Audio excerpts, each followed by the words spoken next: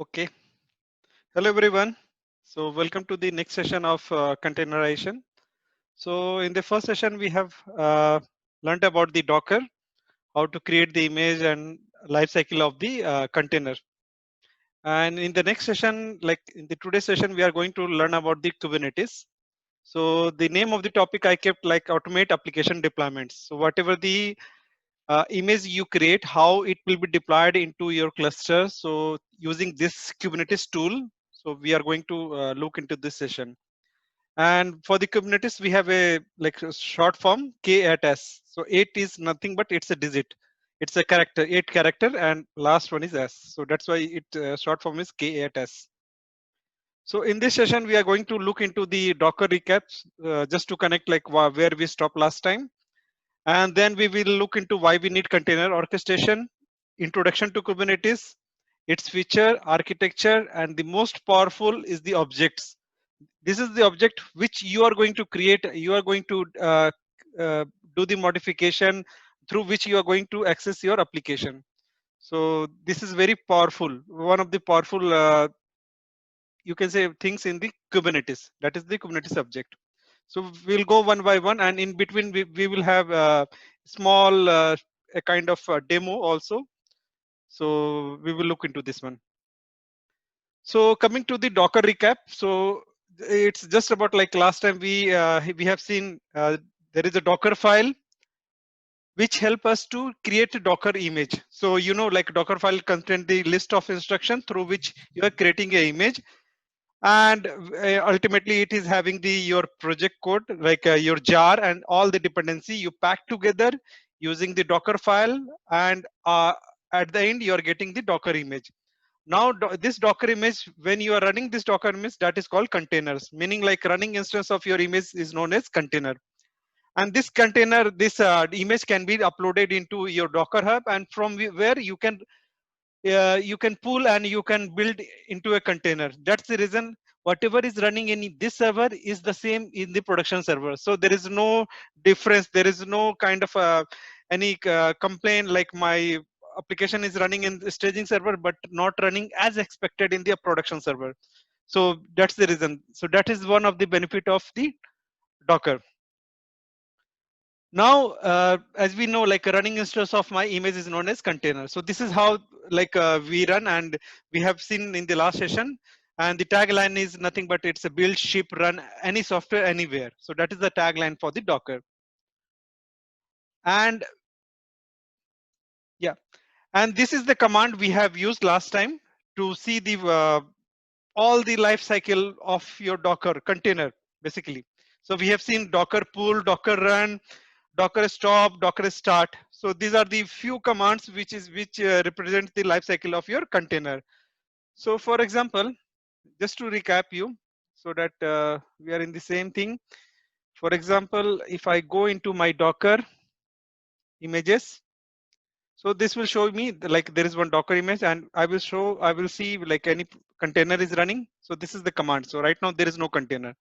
So to run any container, this is the command docker run uh, minus P for the port forwarding, and minus interactive terminal detached mode, so that I will not go inside my container. I will come out and I have to give my image ID. So this is my image ID. So now my Docker is running. How to see my container is running? Just to verify, Docker ps minus a. So this is my container running, and this is my port. So I can access this container using this port. And how to go into this one? So here is my, okay, so this is my VM. I will go into my public IP, and I will try to fetch and HTTP, and the port number will be 32785. 85, and I will give sample app. So this is my application is running using my this command. So my container is running ultimately. So and likewise we can stop the container using this container ID. So if I give, then my container will be stopped.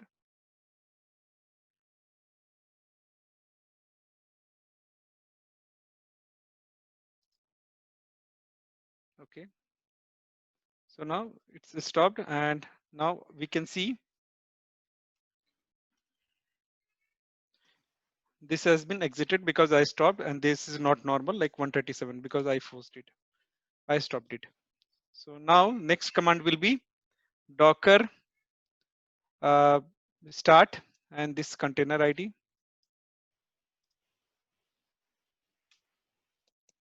So now my container is running. How to verify? Docker ps -a just to verify 32786. So 32786 is the new port has been assigned. Okay, so now my container. Now I have to stop. Now I have to remove this container. So docker uh, docker rm, and I have to give my container ID, and this is my container ID. So now this is running actually. So to stop this one, I will do the force one. -f is the force one. So everything is good. Like we have seen, this is the life cycle, how we can create the image, how we can run as a container. So everything is working fine. Now coming back to the presentation. Okay, so now like you can create this infrastructure in your in your environment, and you can put one load balancer where you have multiple container to maintain the high availability. So everything will work fine. Now the question will be like, what will happen if some of the container goes down? Who's going to take care? So in that case, you will be ending with writing so many a kind of monitoring tool, which will just search whether the container is up and running, your host machine is working fine, and you have to do so many things over there. Now this is okay, like this is kind of okay in your dev environment, in your non-prod, but I'm not sure like the same thing you're going to do in your production, because this is going to be very tedious process. For example, a small example, if my container is running and it got crashed, then what should I do? Like how to do the auto healing if I have to rescaling? So who's going to do? So this can be done. I'm not saying this cannot be done. This can be done, but there will be so many custom things need to be done. But so it will be ending up like this. Like we are delivering a application, container application, but something like this, which we are not sure how long it will sustain. So there will be so many questions coming. For example, the first question will be like, okay, as a developer, we should only concentrate on packaging, only creating the images, and let some other else who can manage everything, like who can manage my cluster. And we should not manage like worry about the management of container. In case if it is going down, then we should not worry about that one. There should be some tool who can find out like which container is which container is gone, is not working. It will do the auto healing kind of thing facility, and eliminate the single point of failure. For example, in one of the node, if suppose I have multiple node, if one of the node is not working, then and in the second node, like in the available node, it should do the it should recreate my container. And next one is auto scaling. Suppose my load is getting increased, so it should increase my uh, like it will pop up my container automatically. It should spawn. And the next one is like rolling update. So rolling update is nothing but updating the container with minimum downtime. So for example, if I'm running version 1 in my version 1 of application is running, if I have to deploy version 2, so there should be very minimum downtime. I'm not talking about like our IT company. Suppose to think about the like Facebook or Google, where they cannot think of downtime more than, for example, like more than 1 minute, because there can be some business loss. So in that case, like this can be very useful. And something like have a robust networking and persistent storage options. So they should be like all whatever you are looking into your application, like normal application, everything should be facilitated over there in terms of networking or storage, everything. So here comes a tool like Kubernetes. So Kubernetes, I have given one diagram. So there is one conductor in the orchestrator.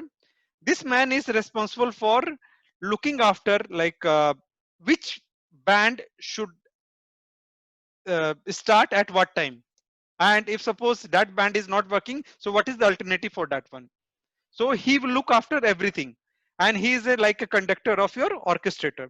So just assuming Kubernetes in that way. So Kubernetes is just like it's like an orchestrator.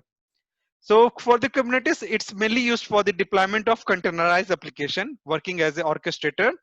It will help you in the scaling of containerized application, management of your cluster, management of your application. So full things. So it's an open source which will help you in this part, Kubernetes. So how to create a Kubernetes in your cluster? How to create a Kubernetes cluster in your Azure? So to go for this one, I have just created here. It's very easy in your Azure. So what you have to do, you have to go for the create a resource.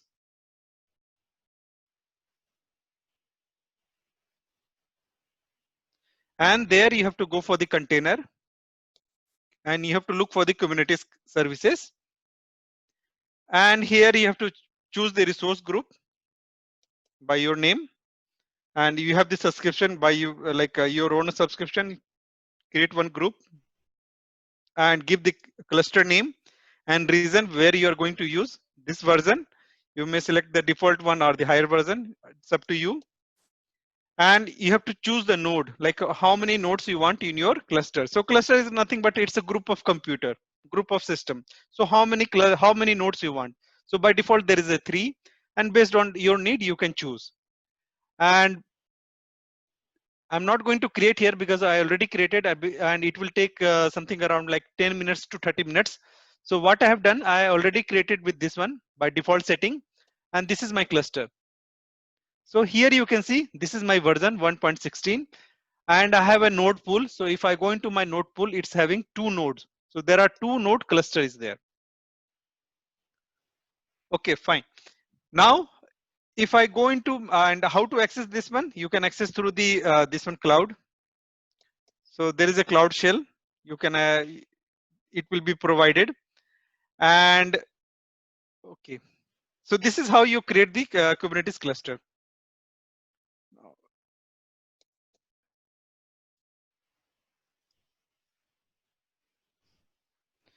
So now coming to, we will go into the Kubernetes more details during the hands-on. So it will become in the later part of the slides.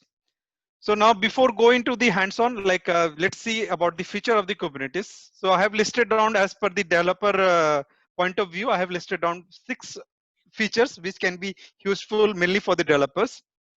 So this first one is load balancing. So load balancing is nothing but like suppose you have a server and you have to distribute the load. So for that you need a software.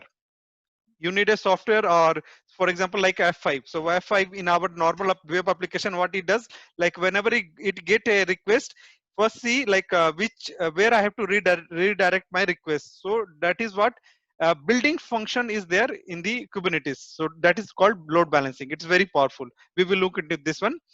And the next one is automate rollback and rollout. So this is, as I told you, like whenever we deploy in Kubernetes, that is called rollout.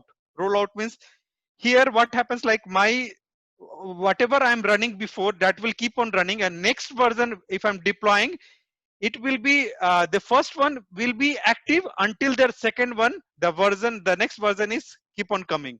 It doesn't mean like my system will never go offline at any time. It may be fraction of seconds, but it doesn't mean like if my second version is not running and first version is also down. It will never happen. So second version, the new version will, if it is running, then only the first version will go down. So that we will see in our demo also.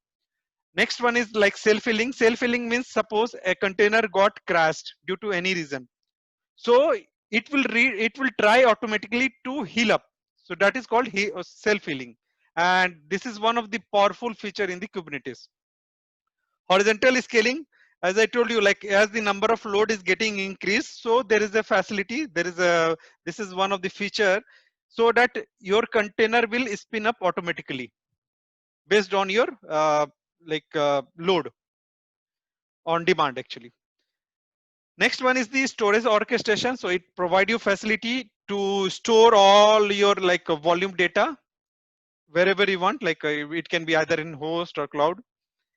And the last one is automatic bin packing. So this is important with respect to how smartly the Kubernetes make use of your cluster. So we will go some of the feature so in details, and some of the feature we will see in the demo also. So for example, the first feature is automatic bin packing. So here what I have done, these are my host machine. So there are 5 host machine, each of 10 gig. And these are my container, which need like container A, B, C, D, E, which need 4 gig, 5 gig, 2 gig, 8 gig, and 5 gig. So suppose I have to put this container into my node machine. So ultimately my container will run into node machine. So if at all, if I have to do in simple way, what we can do, we can take each one of them and put in each node to run my container. But one of the you can say the smart way to do this one, Kubernetes will do something like this. So what it will do, it will auto adjust based on the availability. So for example, E, B can be clubbed together, C, D can be clubbed together, A can be put in a next one. So what is the advantage of this one? For example, if I would have put one into each one of the host machine or the node machine. So if suppose a new container is coming with 8 gig, for example, so there will be no space available because 8 gig or 9 gig. If 9 gig is coming, so there will be no space available because minimum is 2 gig. So I cannot accommodate in any of the node machine. So if I'm doing in this way, if a new one is coming with 9 also, I can accommodate because I have left with 2.5, almost 2.5. So this is the best efficient way of taking care of your container. So this is one of the feature which is known as automatic bin packing. Now coming as automatic scaling. So here in this example, I have given I have 4 node and I have 2 container running. And here is, I have put something like desired and actual. So this is very important. Desired is something like what I expect, actual means what is running. So here design and actual both are same. So because I ask for two container and 2 container is running in 2 nodes. I have given 4 nodes, but 2 is running. So both are equal, 2 and 4. Now, by any chance, suppose one of the container is having higher load. So you can see it's becoming red. It's becoming higher load. So what will happen, like Kubernetes is very smart. It will look after your container health all the time, and it will spin up a new container in a different node. So now the load of whatever your load you have, it will keep on down. It will become green, and the new container, like you will be having 3. So here you can see you have a 2 desired. You ask for 2, but due to on demand, it has created one more. So that's why it's become 3. So that is another feature of your, that is called automatic rescaling. Now coming to the third one, self-healing. Self-healing, here the same example. Suppose I ask for desired is 2 and actual is 2, means I ask 2 container is running, and by any chance one of the container goes down due to any reason. So here what will happen, it will auto sense, like it will keep on pinging the your cluster health, and it will find out like, okay, your desired is 2, but in actual only one is running because one got crashed, one is running. So what it will do, it will auto spin the another container here, and this has gone down because the node is not available. So what it will do, it will auto spin a new container in a different node, and to make your desired equal to actual. So that is called, this property is known as self-healing.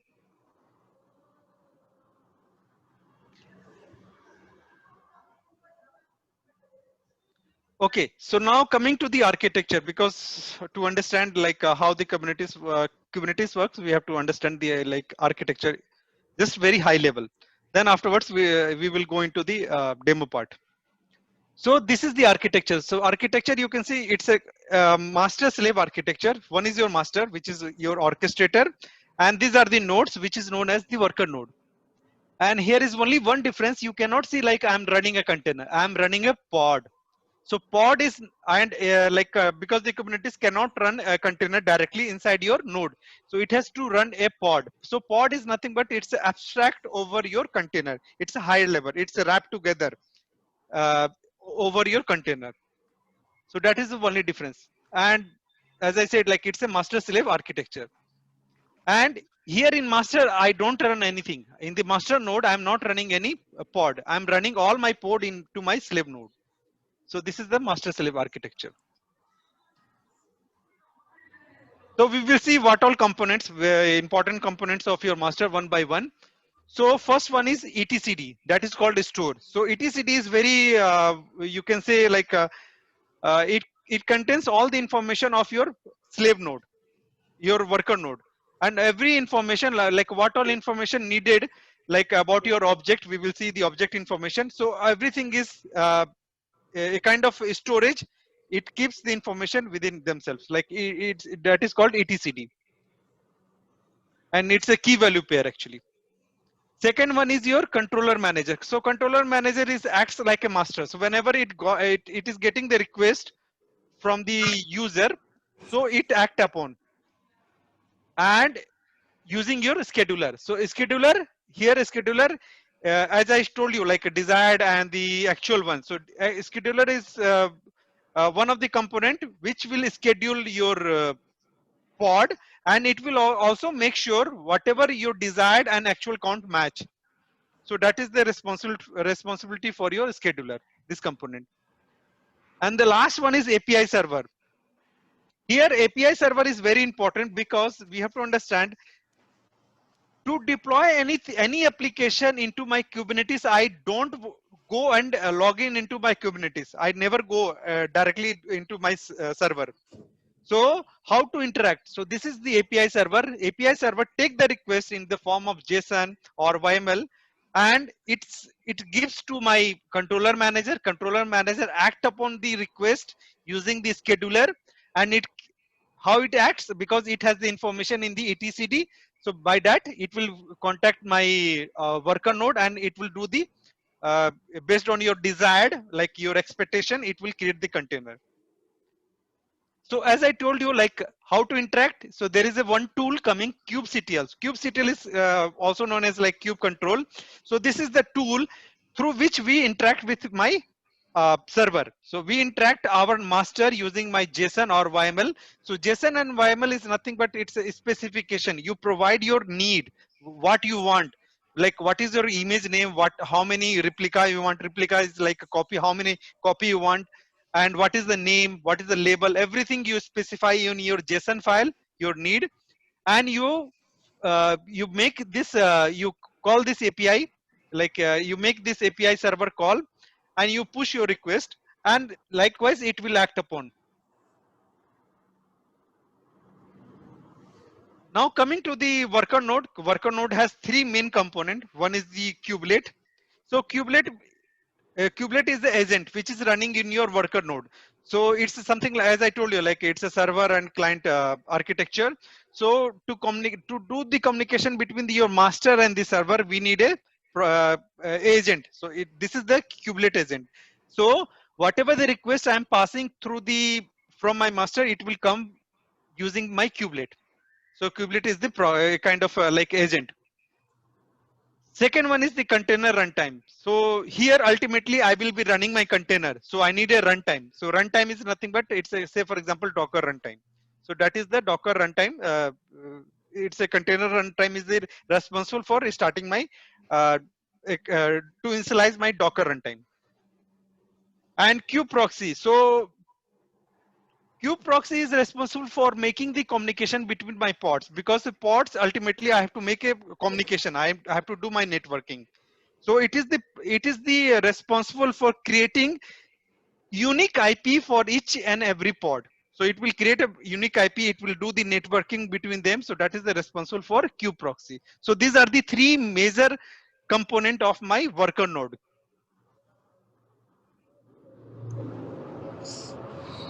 Okay.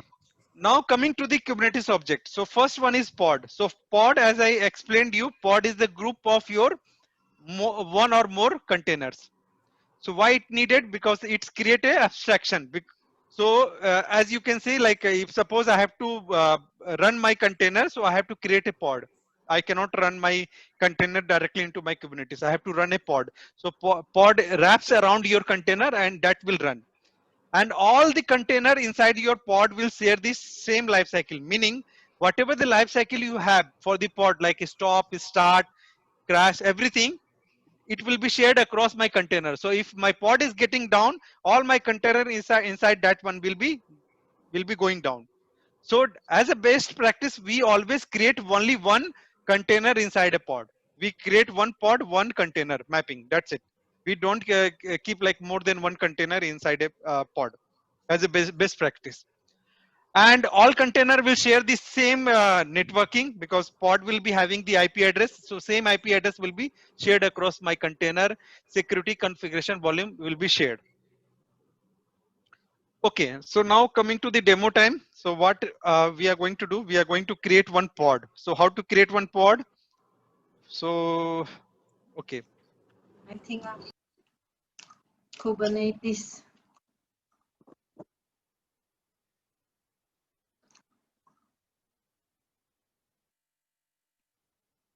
Okay, so this is my, yes.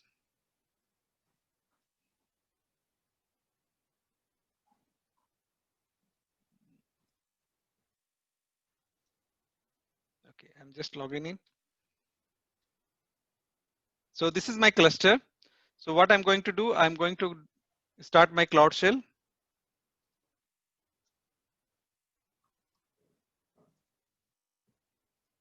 Okay. Okay. So here, so I have created some of the objects, some of the file. So as I told you, like, so this is my pod.yml. So this is my specification, which I will be passing using my kubectl to the cluster. So let's look into what is inside this one. So pod.yml. So pod.yml, here it is like, API version is version 1. Okay.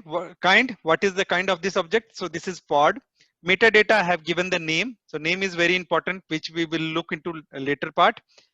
And this is important actually. Metadata is very important. So this is having some meaningful. So we have to put the metadata mandatory.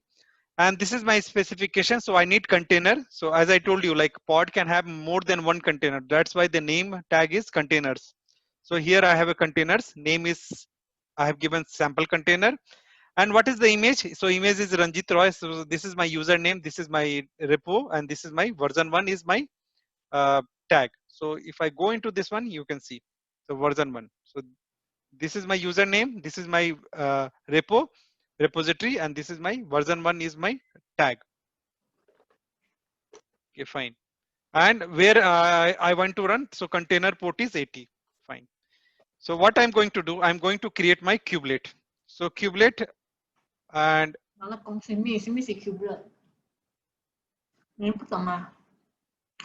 and this is the command I'm going to run. Okay, kubelet -f, and I am going to give my pod.yml.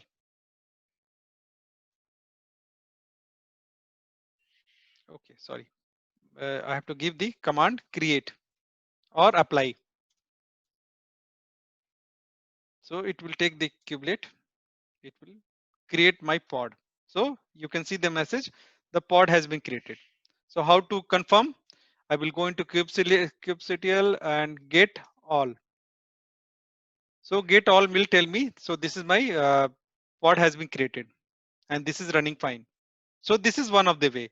Now how to delete the pod? So kubectl delete and -f and pod.yml. So what will happen? You can see the name, whatever the name I have given in my pod.yml, it will search for that name and it will delete.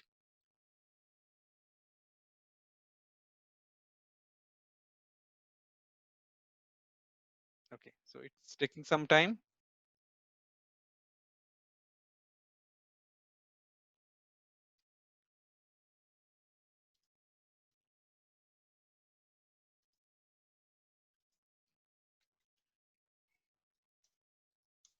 Okay, let's see. Yeah, status you can see terminating means it's deleting.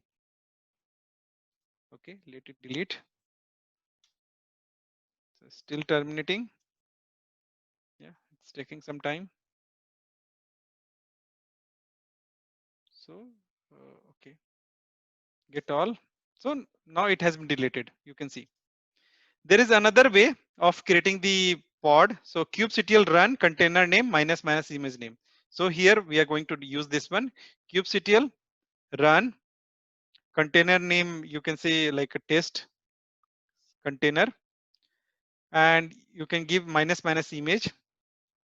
So minus minus image, and you have to give the image. So here I'm going to into my hub, and I'm going to place here, and I'm going to put my version 1. So this is my tag version 1. So I'm going to put over there.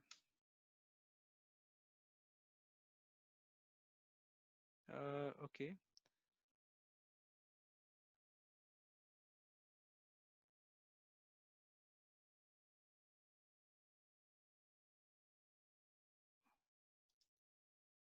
Container name. Okay. kubectl run.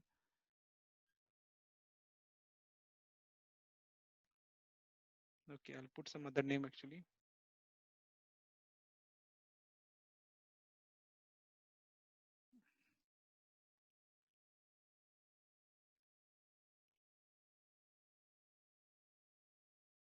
Okay, so this has been created because it follows some naming convention. That's the reason. Okay, we will see what all has been created. So here you can see my pod is this one. My pod name is okay. I have given app test. App test is my name I have given here. So how it has been created, we'll go one by one. So pod is test, and you can see some digit is there, and after that hyphen digit. So how to identify? So what happens like, okay, it creates two additional object. One is the deployment object, one is the replica set. So what it does, like first it will create one deployment object by default using the same name and replica set. So it will assign one replica set here. And this replica set is having one pod ID. So this is the way you create one pod. But the problem is, suppose I have to create two instances. So what I have to do, I have to run the same command with the different name. So it will create a different deployment object. So that is not the correct way of doing the using the pod. So for that one, we have something called deployment object. So deployment object, what it does, like it contains multiple pods. So how it contains, because here we give the replicas. So replica, if I give two replica, so it will create two with the same replica set. So for example,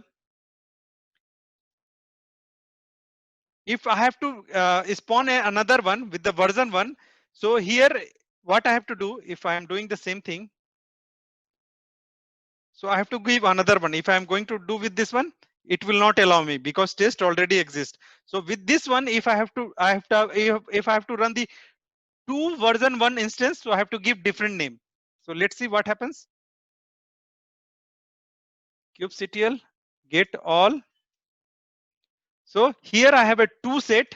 One is this one and one replica set with different name and two pod. So here you have assigned a based on your replica set, you have assigned a name, and this is the another name. So this is very hard to manage the instance name because this pod is having a two separate pod, but it's ultimately running the same program.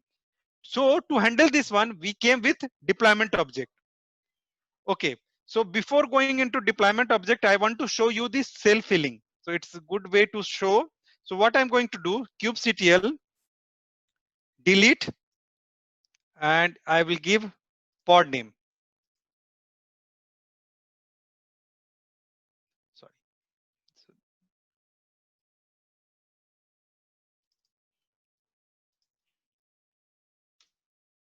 Okay, so it says this 52 T52 is getting deleted. So what I will do, I will kubectl get all. So here you can see it's getting terminated, but at the same time, this replica set, meaning like this particular replica set, this is getting terminated. With the same replica set, another pod is getting spawned. So this is called self-healing, means something happened to my pod and I have to create another one. So this instance is getting, okay, this is not ready, this is getting terminated, another is getting up. So this is running. So it will go after some time, it will go. So ultimately you can find out. So get all. So here you can find out I have 2 pods remaining and this is my deployment object replica set. So here I cannot delete any pod. So to delete any pod, I have to delete the deployment. So if I'm deleting the deployment, then only my pod can be deleted. So here what I'm going to do, I'm going to delete this deployment object. So now kubectl get all. So here you can see, okay, my deployment object has been deleted and it's getting terminated. So pod associated with the deployment object is getting terminated.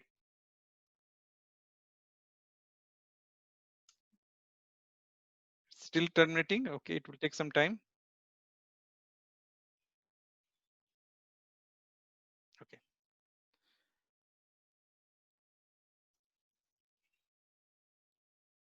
Okay. So meanwhile, it has been deleted. Now I have nothing.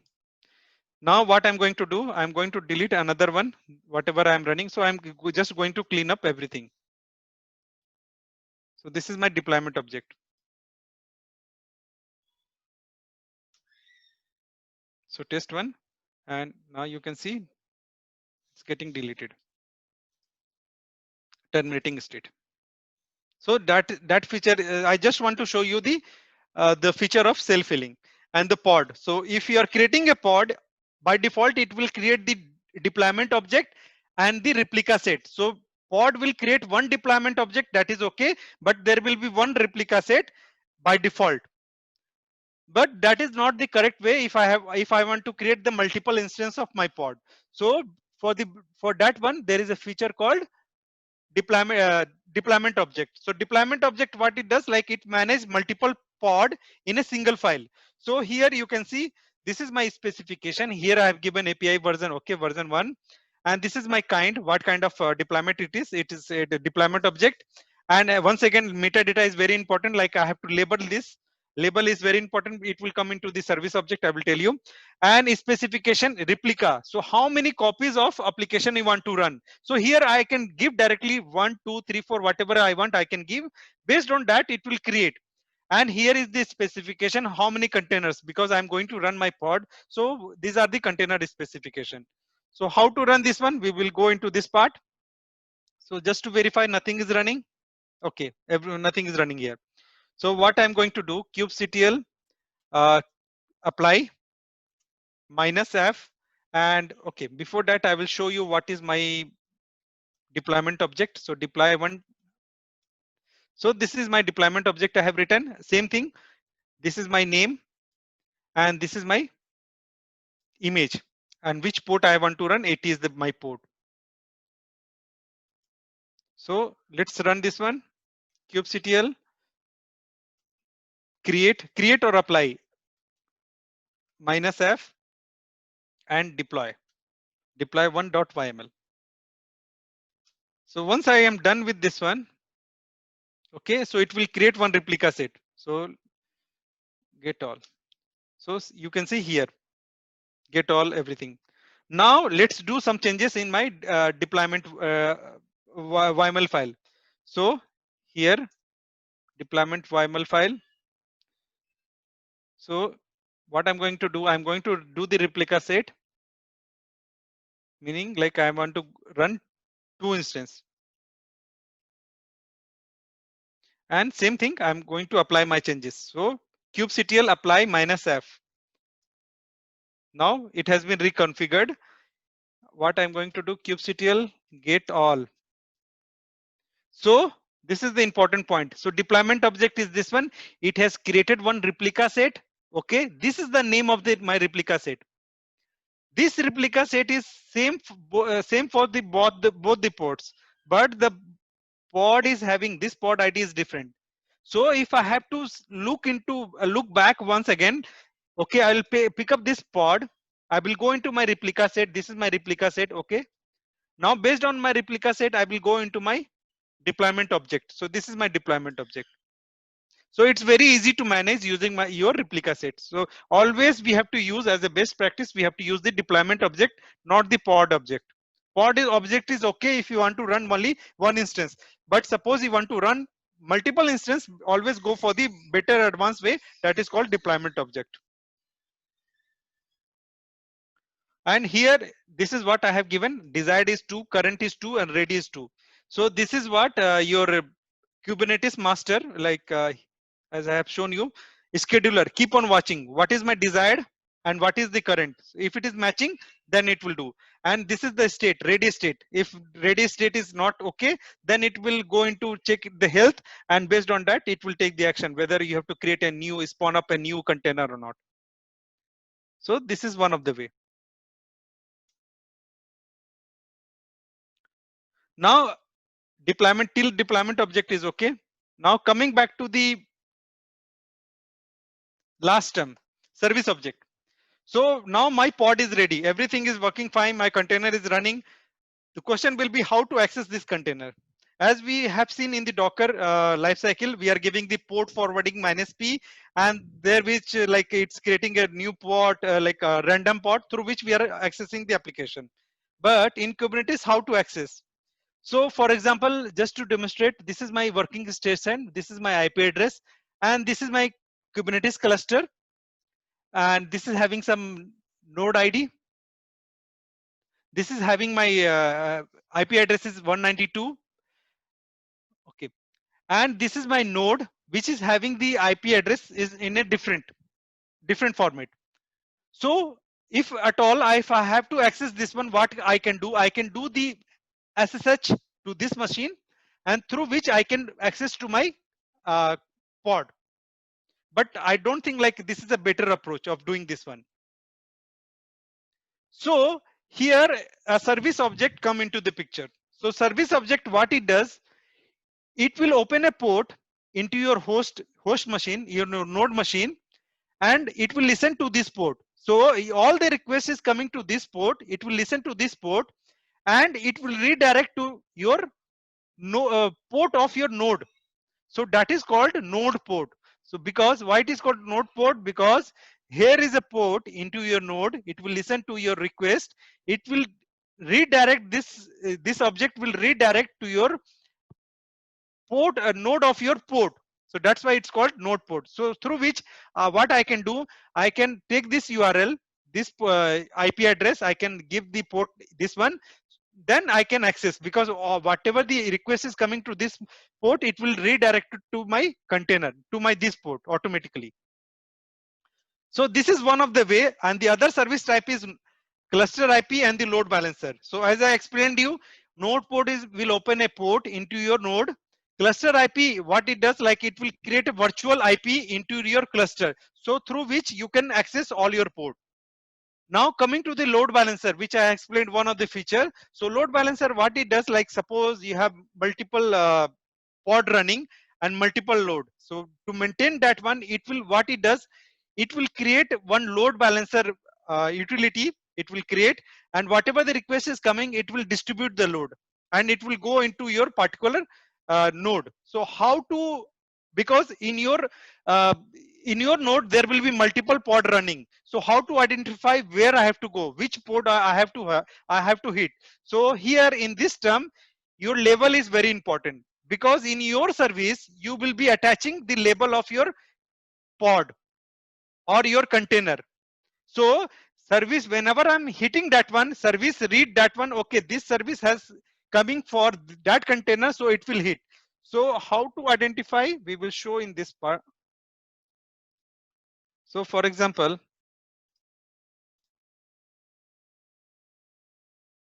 I will look into my service XML, YML.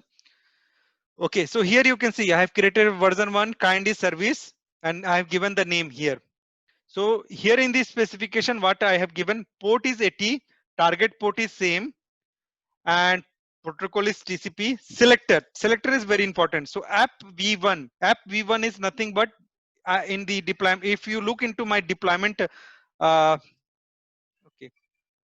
in the deployment object, I have given the app v1. So what it does, this is the label I have given. So what the service will do, it will do the selector. Selector is app v1. So it will go and hit app v1 name of the container, that particular container. It will not go to the other container. So that will make sure. So let's create this service out of that one. So what I'm going to do, I'm going to create this service. So same thing, apply -f service1.yml. So service has been created. Now let's see what is running over there. Get all. So you can see my deployment object is this one. Replica set associated with my deployment object, and this is the pod which is running because I have given two instances. Two is the desired, two is the current, all are running fine. And this is the status of my pod. Everything is running fine.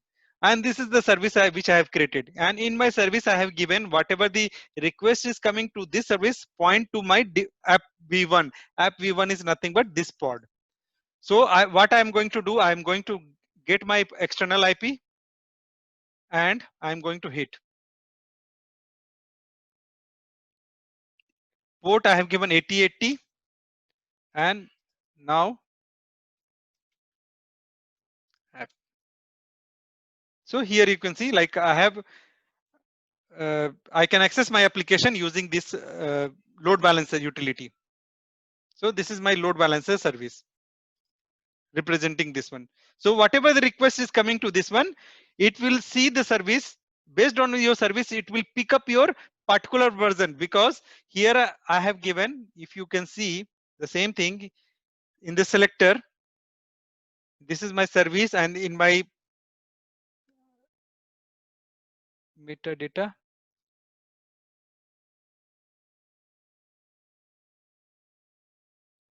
Yes, let's see one more time. Service.yml. So here you can see my selector.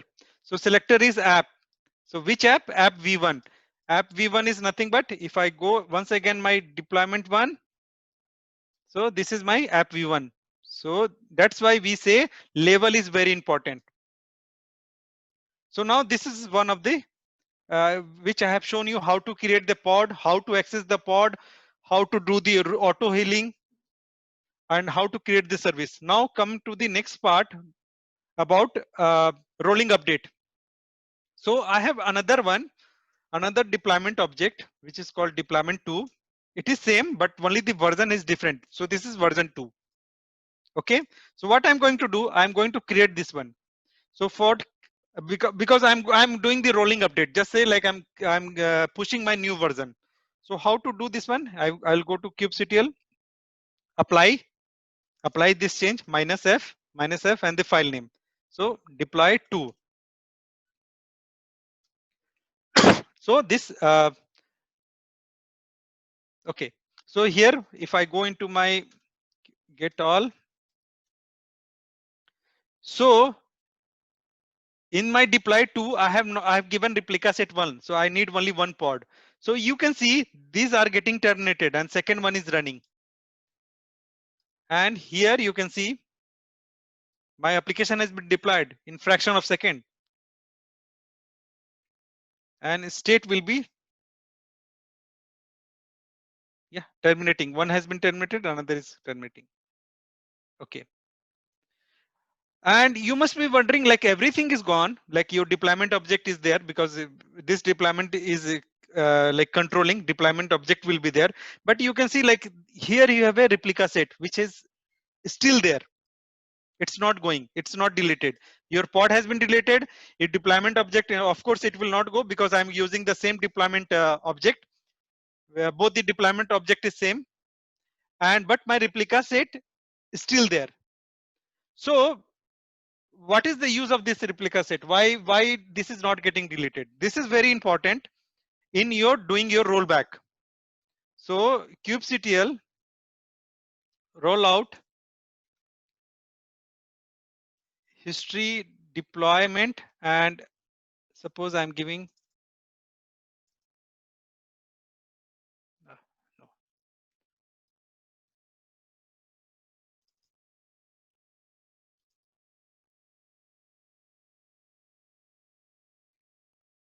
Okay, so you have to give the resource name.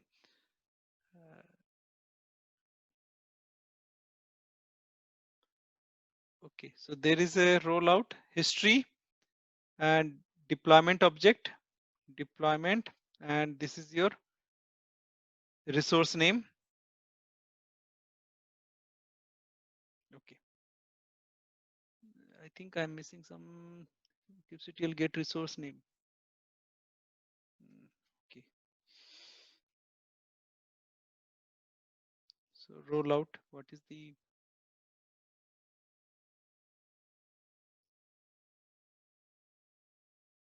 rollout history? Okay,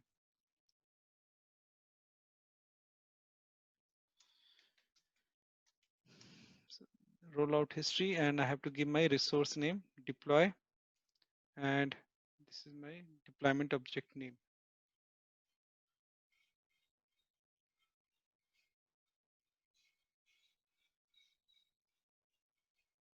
Yeah, so here you can see I have two revision.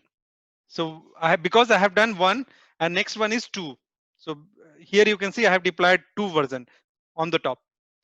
So suppose I have to do the and one more thing. Yeah.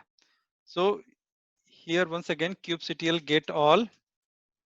So here you can see like this is my replica set not working, and this is 5656 is working. So 1 1.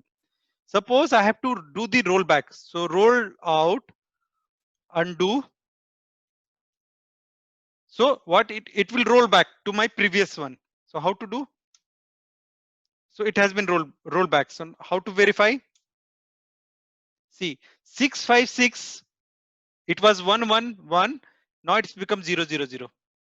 And the first one, it is like the first replica set become active 858. So that's why replica set is very important to doing the rollout.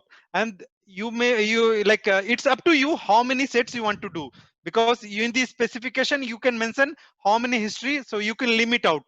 It doesn't mean like if you are doing multiple deployment and you are keeping the replica set, you may limit to 5 6. Based on that it will keep. So that is one of the thing. Okay, fine. Now we will look into, yeah, another last important point is about the dashboard. So there is inbuilt dashboard with this one. So how to activate that one? Uh, there is one URL. There are some commands. So this is one of the command. So here, this is the AKS service. I'm doing the browser, and this is my name of my cluster. So I'm running this part.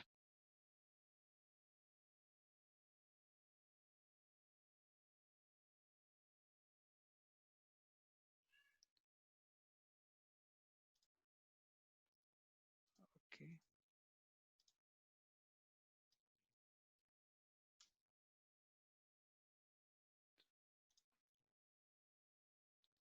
Okay, port it not open. So how to, okay, what I'm going to do, I'm going to delete this one.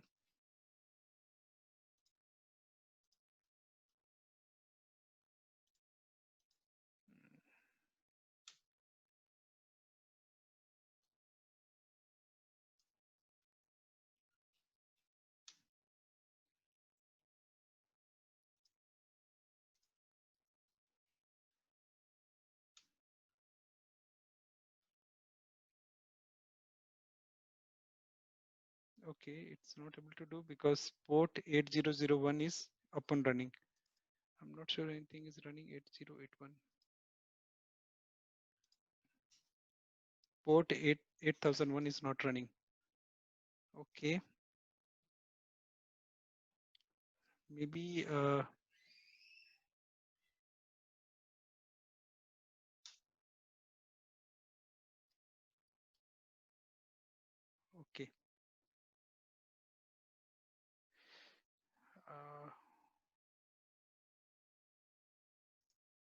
I'm going to do something here. I'll give you the steps of this one.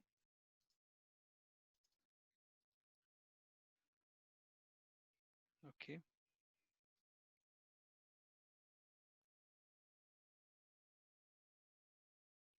No, it's still 8001 is up and running. Okay, just 1 minute.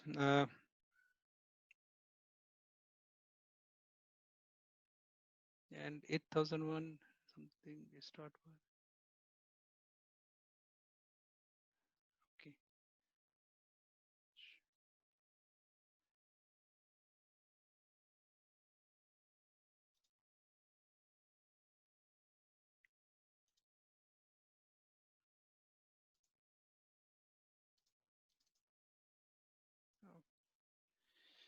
Okay, here I'm trying to start my UI. So UI, it will be something like whatever I'm doing in my console, I can do in my UI. So I'm going to start, but it's saying me my port is already in use 8001 because it will be running in the same port.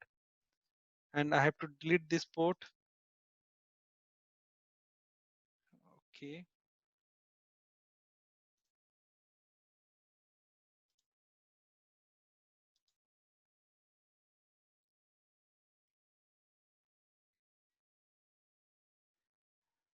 Okay, I think it's okay. Maybe I can share with you this documentation later on.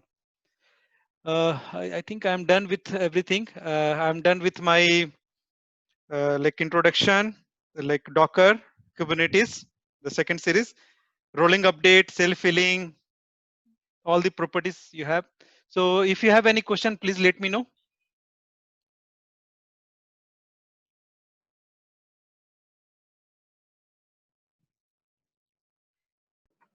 Hi, Rajat. We have some questions on the chat. Yes. So I'm going to read. You mentioned that the Kubernetes has the ability to group container app in each node in order to optimize usage. But if the best practice is only house one container with each pod, does it do? No, when I say like one container, one pod, because pod, as I told you, like the whatever the life cycle of the pod you have, the same life cycle will be shared across your container. So if suppose in your pod, if you have more than one container, like different container, so in any case, suppose I want to delete my one of the container, so I have to ultimately I have to delete my pod, and if I'm deleting my pod, my second container will be getting impacted, which I don't want to delete. So that's the reason the grouping is very important. So as a best practice, we want to keep one, like ultimately in your world, you just assume like you're running a container, not a pod. So that will solve your problem. And as you said, like okay, once again I'm reading, you mentioned that the Kubernetes has the ability to group container app in each node in order to optimize usage. Yes, right. But if the best practice is only one container within each pod, okay, so as I told you, like if I go back to my presentation here,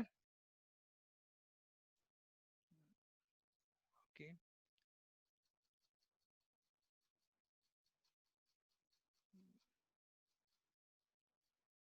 yeah, this one. So here for example, I assume like one pod means one container. So if I'm putting multiple one, that's okay. If it is 4 gig, it's okay, it's running fine. So as I told you, like if it is uh, like sharing the life cycle, the other container will get impacted.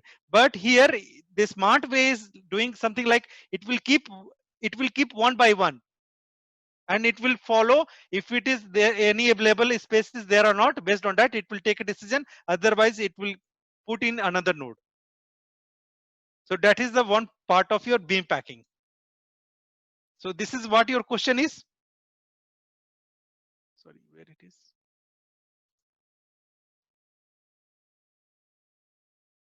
And can we also type the external IP? What does it mean? External IP. Okay, I got your point. You mean to say this one?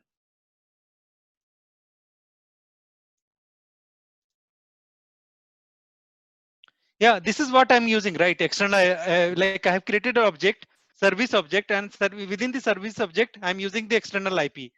So here, whatever you're seeing, this is my external IP. And this is the load balancer, one of the properties of your load balancer. If you go down, this is what I have explained. So what it does, like it will create external IP, and external IP will get all the requests. It will go to the my service object, and service object, there I have given my selector name. Selector name, I have given my container label name, and through which it will redirect. So it will come through service external IP, redirect to my particular node, particular pod. Sorry, particular pod, and particular pod. My container will be running, and it will serve my request. So this is how it works. So there is nothing like there is a no chance like suppose you have sent any request and it is going to some other container. No, because your service and container is tightly bound by using your label. Label is nothing but your name, whatever the name you have given. So that is your container one.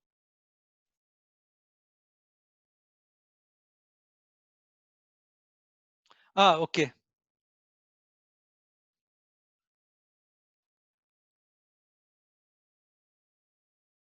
Oh, you want to try the external IP? Yeah, it will work. It will work for you also because I have stopped. That's why it will not work for you now. If I can go into my cluster.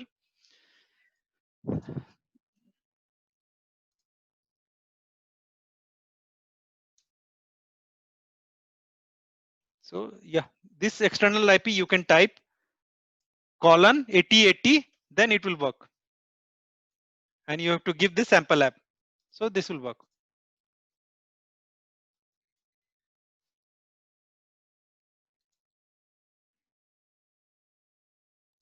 Yeah. Because I have created a service of load balancer, and this is the external IP exposed by AKS Azure. Any other question?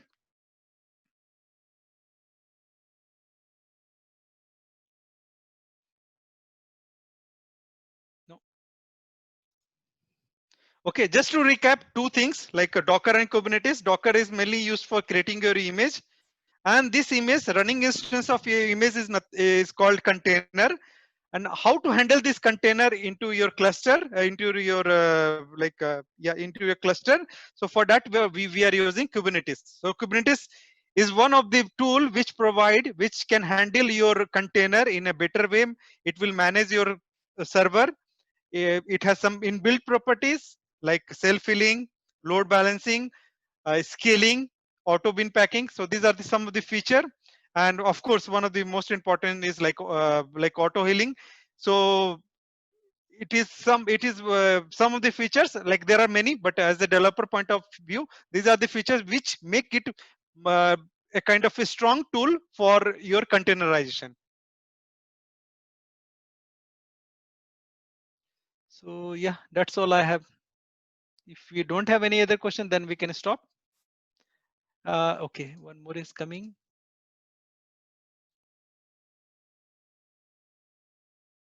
Okay, container.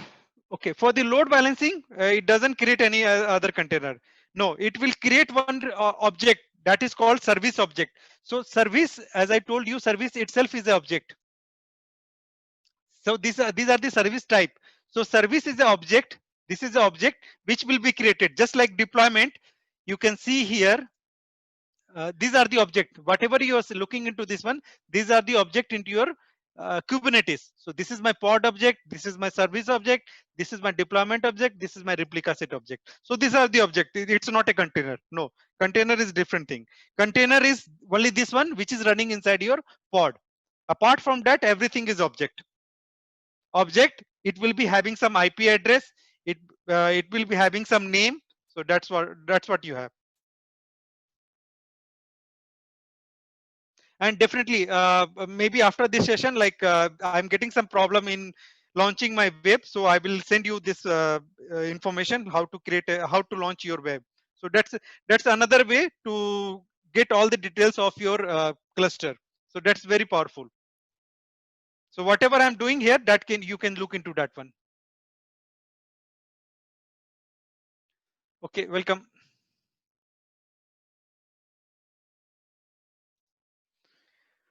Okay, I hope I answer all the questions. If you don't have anything, then we can stop.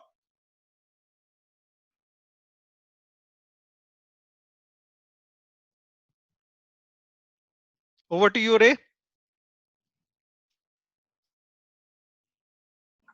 Yes, everyone. Thanks for coming today. We will do the same. That we will upload this video up for you, and we will be going to send it to your email address, and also we'll put it on the comment chats. Yeah. So thanks everyone for coming today. We'll end it now. Thank you. Thank you, everyone.